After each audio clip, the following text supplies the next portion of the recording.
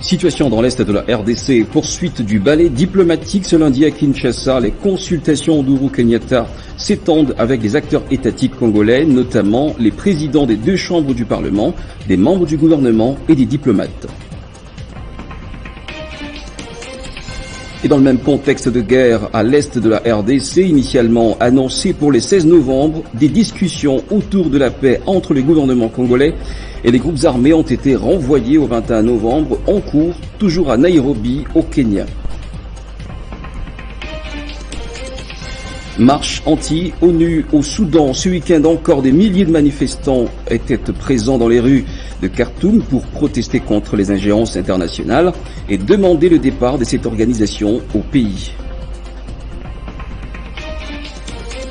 En sport, Coupe d'Afrique des Nations de handball dames, Égypte 2022, la RDC s'est donc qualifiée pour les quarts de finale. On en parle comme tous les lundis avec Christian Bokaya.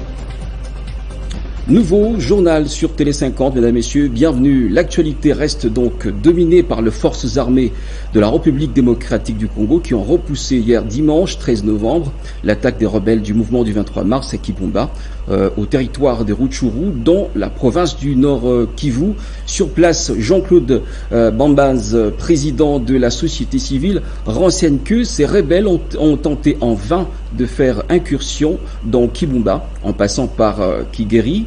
Selon les mêmes sources, l'armée nationale se comporte justement bien sur le terrain et maintient le contrôle de Kibumba, nonobstant les fausses informations distillées sur certains réseaux sociaux. Et puis, agression rwandaise, le ballet diplomatique se poursuit à Kinshasa. Hier, l'ancien président kenyan est arrivé à Kinshasa, Uhuru Kenyatta, facilitateur désigné par la communauté de l'Afrique de l'Est, venu pour une visite de travail de 48 heures, ponctuée des consultations notamment avec le président de la République, Félix Antoine Tshisekedi. Après le médiateur vient le facilitateur. Uhuru Kenyatta, désigné par la communauté de l'Afrique de l'Est, EAC, dans le cadre du processus de paix de Nairobi, est arrivé ce dimanche 13 novembre 2022 à Kinshasa. À l'aéroport international d'Enjili, l'ancien président de la République du Kenya a été accueilli par le mandataire spécial du chef de l'État, Serge Chibangu, et son équipe d'accompagnement, ainsi que l'ambassadeur du Kenya en RDC. L'ex-président kenyan, en visite de travail de 48 heures, vient préparer avec les acteurs nationaux le 3e round de Nairobi 3 de pourparlers de paix projeté au cours de la 2e quinzaine du mois en cours. Après l'aéroport, le facilitateur Uhuru Kenyatta s'est dirigé vers le palais présidentiel de Mongaliema où il a été reçu par le chef de l'État Félix Antoine Tshisekedi Tshilombo. Les accolades étaient chaleureuses. Ça n'est suivi un long moment d'échange. Au centre des discussions, le processus de paix de Nairobi et le prochain round de pourparlers qui se profile à l'horizon. Après cette rencontre, le facilitateur entame dès ce dimanche soir une série de consultations avec les acteurs nationaux engagés dans le processus de paix de Nairobi. Les représentants des communautés locales, les chefs de confessions religieuses, les chefs traditionnels et associations des femmes des provinces de l'Ituri, du Nord et du Sud Kivu ayant fait les déplacements de Kinshasa. L'objectif de ces rencontres est d'avoir le même entendement sur la facilitation de l'EAC, les attentes des uns et des autres, ainsi que les moyens de faire avancer ce processus de Nairobi en vue d'une paix durable en RDC et au sein de la région des Grands Lacs. Signalons par ailleurs que ces consultations d'Uhuru Kenyatta s'étendent ce lundi avec les acteurs étatiques congolais, notamment le président des 2 chambres du Parlement, des membres du gouvernement et des diplomates. Pour rester dans ce contour et comprendre cette situation, la situation actuelle dans le pays, nous recevons sur ce plateau Jean-Marie Kassamba, bienvenue. Merci. Votre lecture maintenant par rapport à ce qui se passe dans le pays, avec toutes les mésaventures connues récemment avec justement les différents partenaires pour se défaire de cette situation d'insécurité dans le pays, trouvez-vous l'attitude du Kenya sincère et désintéressée ? Il n'y a pas souvent de sincérité entre des partenaires qui ont en même temps des intérêts avec le pays. Le Kenya, certes, fait partie de cette organisation d'Afrique de l'Est à laquelle nous avons adhéré il n'y a pas longtemps, mais le Kenya a des intérêts chez nous. L'ancien président, qui est aujourd'hui le facilitateur, pendant son règne, on a pu signer des partenariats, notamment avec Kenya Airways, notamment avec Equity Bank, notamment avec d'autres structures kenyanes qui aujourd'hui ont pris le contrôle du secteur financier, économique de notre pays d'une manière alors flagrante. Il appartient à la RDC d'être souvent vigilante quant à la démarche des partenaires avec lesquels on doit faire des choses. C'est valable pour l'Angola, vous savez, avec le pétrole sur le plateau continental. C'est valable avec l'Ouganda, avec ce qu'il y a au niveau des lacs Albert, mais aussi dans les secteurs de Béni. C'est valable avec le Rwanda, avec tout ce que vous connaissez.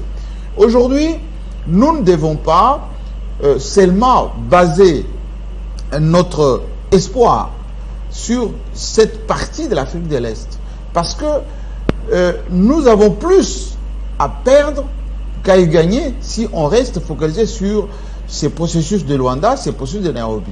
La RDC a besoin d'élargir, alors au plus vite, cette diplomatie offensive, élargie aux grands nouveaux partenaires, notamment la Russie, notamment la Chine, notamment l'Inde, notamment la Turquie, tout en gardant effectivement un lien, un contact avec les Occidentaux, parce que c'est eux qui tirent les ficelles de ce qui se passe à l'Est. Mais la sympathie de pays voisins est aussi indispensable pour notre pays. Oui, pays voisins, oui, mais il faut savoir que tous ces pays voisins ont un œil sur la RDC, sur le potentiel. Nous sommes un marché de plus de 150 millions de consommateurs. Oui. Nous avons des potentiels économiques très, très importants. Nous avons également une ouverture à la mer qui est encore limitée avec les ports en eau profonde de Banana. Absolument, oui. Et donc, si nous sommes naïfs, pensant que les Kenyans, d'ailleurs les troupes kenyanes qui vont arriver chez nous, nous payons cash. Nous avons déjà payé une première partie et cet argent pouvait servir à notre armée au niveau national. Mais nous avons payé pour ponctuellement gérer la situation. Mais il faut qu'on soit vigilant par rapport à leur rôle, notamment dans ces zones qui sont sous occupation jusqu'à aujourd'hui, parce que, aux dernières nouvelles, les Nations Unies ne jouent pas franc jeu avec nous, ne nous aident pas beaucoup. Sinon, on aurait laissé notre gargaison être apprêté et surtout mis à la disposition de notre armée. Alors, Jean-Marie, votre lecture maintenant, est-ce que ce balai diplomatique de Uhuru Kenyatta, est-ce une coïncidence au moment où on rapporte de plus en plus des avancées des forces armées de la RDC sur le terrain? Ça ne doit pas nous distraire. D'abord, il faut qu'on fasse trois pressions. La première pression, elle doit être militaire. Il faut qu'on continue à faire la pression militaire au front pour qu'on sente que... Ce qui est visible déjà maintenant. Il faut le faire. Il faut continuer à le faire. Deuxième pression, c'est la pression diplomatique. C'est ce qu'il y a en train de faire avec ces valets diplomatiques, mais ce n'est pas parce qu'on va toujours nous distraire avec les conseils de sécurité, oui, les partis de la sous-région, etc. Troisième pression, pression populaire. Il ne faut pas que le ministre des Affaires étrangères dissuade la jeunesse, dissuade la population congolaise qui aujourd'hui est en train de manifester, faire pression sur les diplomates, faire pression sur les ambassades, sur les Nations Unies, parce que... Opposition majorité, ils doivent y aller. Opposition majorité. La classe politique doit parler le même langage, parce que, et je félicite d'ailleurs la CENCO qui a fait ce travail, oui, pour que la RDC ne soit pas en quelque sorte distraite. On risque de connaître la même situation que les Soudan, la même situation que la Libye, la même situation que l'Éthiopie. Hein. Rappelez-vous ce qui s'est passé notamment au Sud-Soudan, c'était de la même manière. Donc coopération, oui, diplomatie, oui, mais il faut qu'on puisse continuer à faire la pression militaire et populaire. Jean-Marie Kassamba, je vous remercie. Merci à vous. Alors, mesdames, messieurs, situation dans l'Est de la RDC, il est à noter qu'initialement, annoncé pour le 16 novembre, des discussions de paix entre le gouvernement congolais et les groupes armés ont été renvoyées au 21 novembre prochain à Nairobi et au Kenya.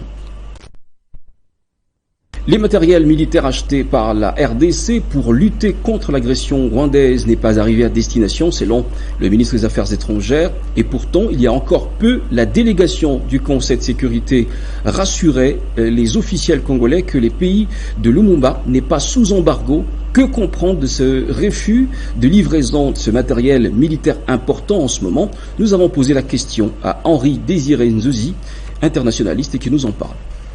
Il est évident que le maintien partiel du dispositif de notification freine considérablement la capacité de la RDC à contrer de manière rapide et efficace les activités des groupes armés, qui, eux, à l'inverse, sont lourdement équipés par des pays qui, eux, échappent bien évidemment, au régime des sanctions.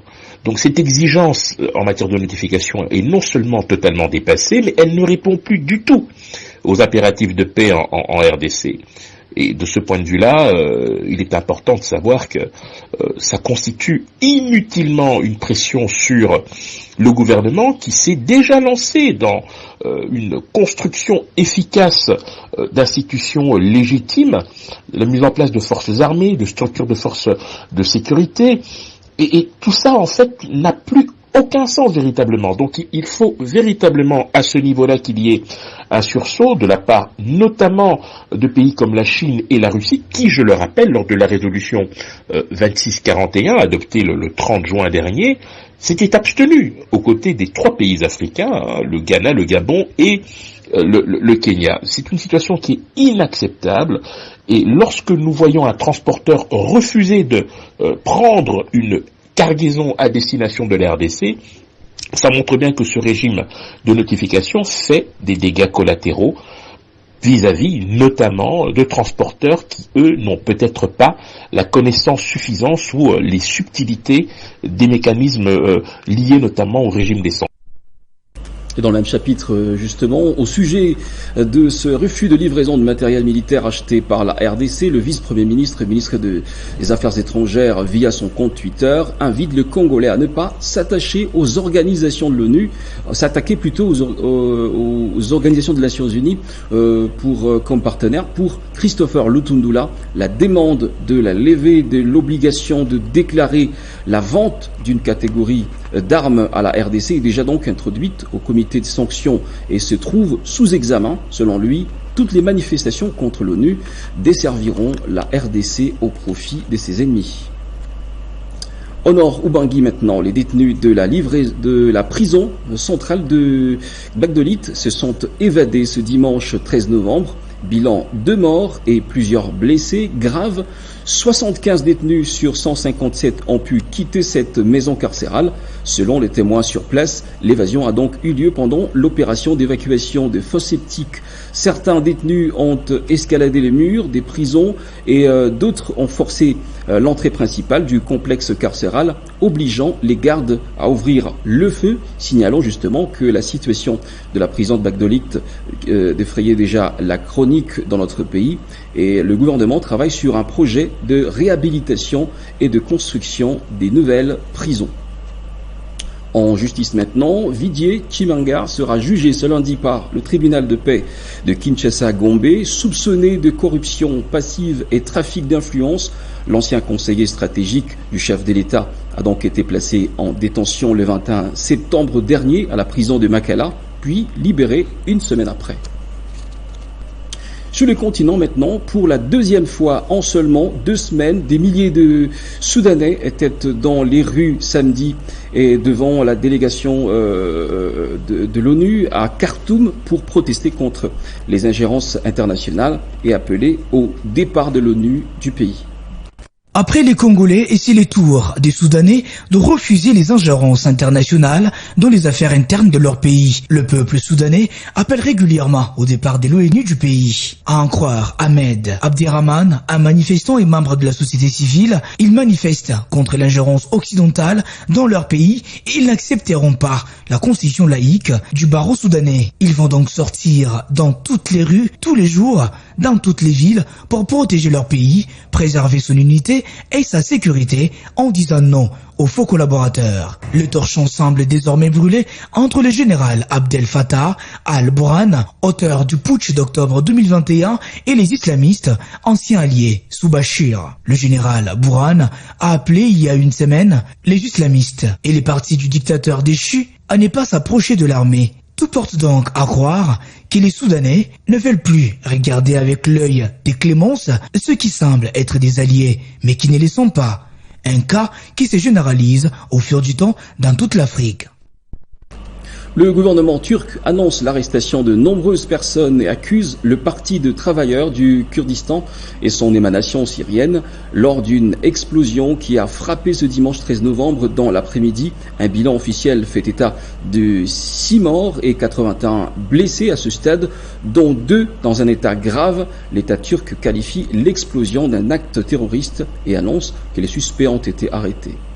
C'est le ministre de l'Intérieur turc qui a annoncé l'arrestation de nombreuses personnes et accuse par ailleurs des travailleurs du Kurdistan et son émanation syrienne d'être auteurs de l'explosion qui a frappé ce dimanche 13 novembre 2022 la capitale turque suite à une bombe posée au milieu de l'avenue Istiklal. Depuis peu de temps, la personne qui a déposé la bombe est détenue par la police d'Istanbul.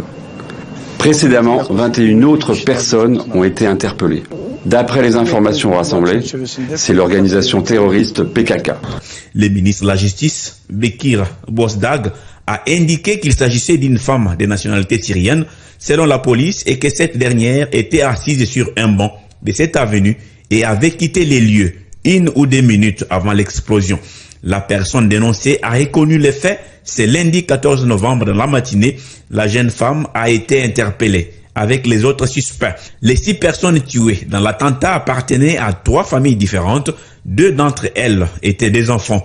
Le président Erdogan, qui avait déjà été confronté à une campagne de terreur à travers les pays en 2015-2016, a promis de démasquer les auteurs de cet attentat.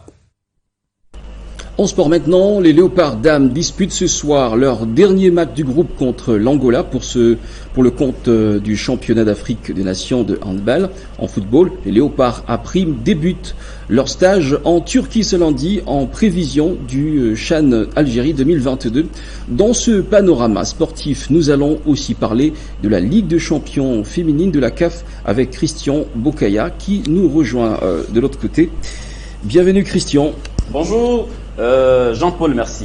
Alors pour commencer, CAN Handball Dames, la RDC a un pas de qualification à la Coupe du Monde. Bien évidemment, une victoire suffira à la RDC pour se qualifier à cette Coupe du Monde qui se jouera en Norvège, en Suède et au Danemark. C'est après avoir battu hier les Fennecs d'Algérie 32-23, une deuxième victoire qui a qualifié directement les Léopards de la RDC en quart de finale, puisque lors de la première journée, la RDC avait renversé le Cap-Vert 27-19. Les Congolaises devront confirmer en tout cas leur performance ce lundi contre le Palancas Negrache d'Angola, tenante du titre. La RDC devra aussi chercher la première place pour éviter en quart de finale le premier du groupe C. Abus sexuels maintenant en milieu de football congolais. Le président de la FECOFA demande aux sociétaires de dénoncer ces actes à la commission d'enquête. Effectivement, le président de la Fédération congolaise de football, l'association Donatien Tshimanga, l'a dit aux délégués subdélégataires samedi au cours d'une rencontre à la Fédération congolaise de football. L'association Donatien Tshimanga s'est indigné que certains dirigeants des entités sportives et centres de formation étaient au courant de cette pratique honteuse depuis 20 ans, mais n'ont jamais dénoncé et saisi la fédération ou leur ligue respective. On l'écoute. Le problème est arrivé et vous êtes le gardien qui garde les enfants d'abord au centre de formation dans vos clubs et vous qui engagez les entraîneurs pour former ces enfants. Alors vous devez faciliter la tâche à la commission qui sera installée d'ici là par la FIFA pour dénoncer les autres qui ne sont pas dénoncés dans le programme actuel. Parce qu'il y a 18, il y a les autres qui viennent d'arriver. On avait suspendu préventivement 6, il y a 12 qui viennent d'arriver également. La fédération ne gère pas directement des entraîneurs. Il y a certains d'entre vous qui ne connaissent pas, il y a beaucoup qui connaissent.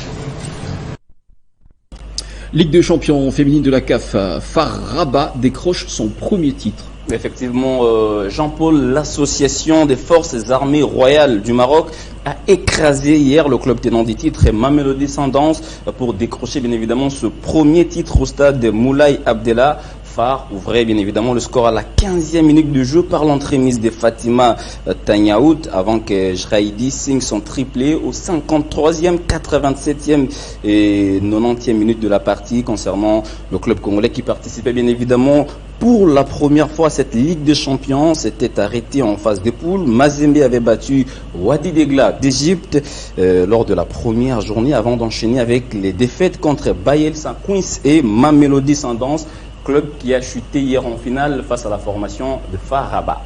Autre discipline maintenant, UFC Adesanya perd sa ceinture au profit de Pereira. Oui, le Nigérian a perdu sa ceinture au terme d'un combat, on va dire, alléchant Jean-Paul dans la catégorie des poids moyens après 4 rounds électriques durant lesquels Adesanya prenait le dessus sur Pereira. Le Brésilien va l'enchaîner en tout cas avec des uppercuts et crochets pour le mettre KO à 3 minutes de la fin du 5e round. Les Nigérians s'inclinent une nouvelle fois face à Pereira qu'il avait déjà battu en kickboxing. Après seulement 4 combats en MMA, Alexis Pereira devient le nouveau champion du monde de poids moyen. Merci infiniment Christian pour ce tour d'horizon sportif. C'est moi qui vous remercie Jean-Paul. Mesdames, Messieurs, voici maintenant le rappel de titres pour jeter l'encre de ce journal.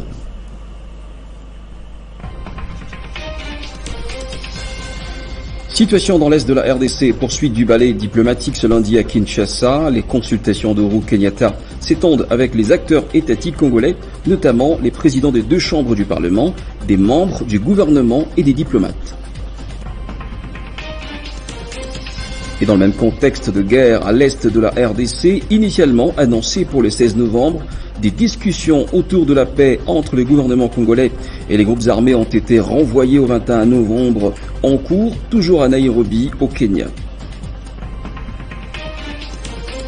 Marche anti-ONU au Soudan. Ce week-end encore, des milliers de manifestants étaient présents dans les rues de Khartoum pour protester contre les ingérences internationales et demander le départ de cette organisation au pays. En sport, Coupe d'Afrique des Nations de handball, dames, Égypte 2022. La RDC s'est qualifiée pour les quarts de finale. Nous en avons en parlé aujourd'hui avec ce tour d'horizon que venez de suivre tout à l'heure avec Christian Bokaya. Ce journal est terminé, ne nous quittez pas. Dans quelques instants, la revue de presse.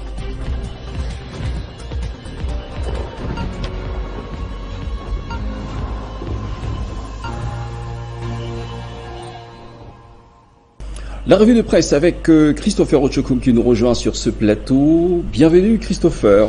Bonjour et merci de me recevoir, Jean-Paul Kibouni. Alors pour commencer à la une de votre revue de presse, Christopher, une énième explication de la théorie des 2 bonbons, alors la fameuse théorie. Oui, la théorie des 2 bonbons, vous vous en souvenez certainement. Ah oui, nous n'avons pas encore fini de parler de cette théorie qui nous rappelle l'ancien premier vice-président de l'Assemblée nationale, Jean-Marc Kabound, pas Jean-Paul Kabound, allais-je dire, donc, qui expliquait à l'époque à quelques parlementaires africains la situation de la corruption en République démocratique du Congo, qu'il a illustré avec une situation des 2 bonbons. Aujourd'hui, les 2 bonbons, nous allons vivre cela avec une autre situation que vous avez également évoquée dans votre journal. Là, par exemple, vous voyez sur Géopolis Hebdo, Modeste Bahatulukobo, tout sourire à côté du représentant du Conseil de sécurité de l'ONU après cette affirmation selon laquelle le gouvernement congolais ne serait pas du tout concerné par une affaire d'embargo sur les armes. Une bonne nouvelle qui est tombée à point nommé juste quelques jours après l'examen par le Parlement,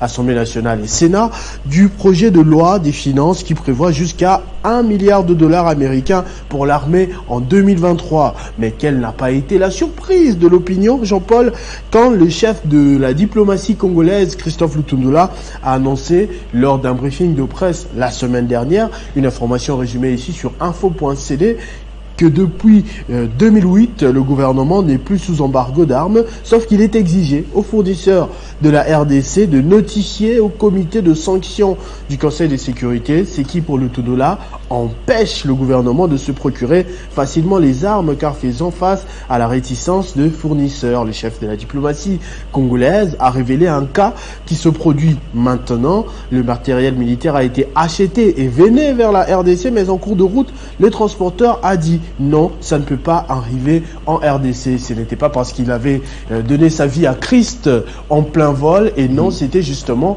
à cause de cette situation de notification. Théorie des deux bonbons, la RDC n'est pas sanctionnée, mais la RDC ne peut pas se fournir des armes en toute liberté, tranquillement, efficacement et surtout rapidement. Seulement en ce moment où le public est enthousiasmé par l'avancée des FARDC sur les fronts, cela tombe mal dans les oreilles des patriotes. Un tollé s'est manifesté dans l'opinion ce week-end, notamment sur Twitter. On a pris quelques captures d'écran.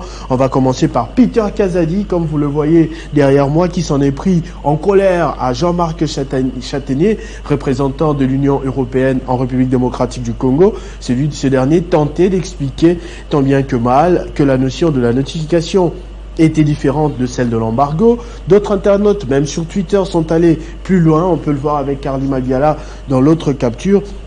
Ils ont appelé à des manifestations, si possible, des marches pour pouvoir contester jusqu'à ce que cette cargaison, cette dernière annoncée par le chef de la diplomatie, puisse arriver juste à Kinshasa. On va prendre cette dernière question qui a attiré notre attention parmi ces interpellations. Elle nous provient d'un des conseillers collaborateurs de Moïse Katumbi.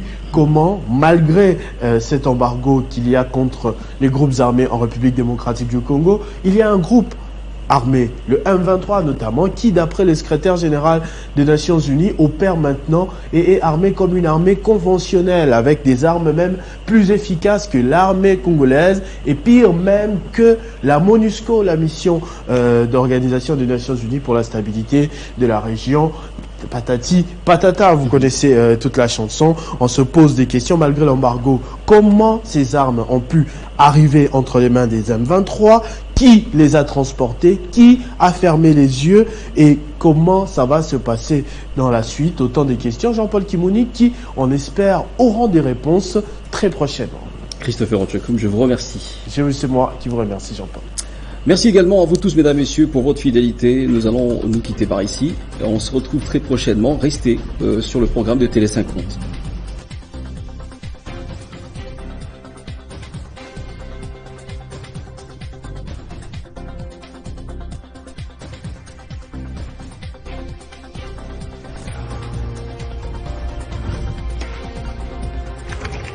L'actualité reste en continu.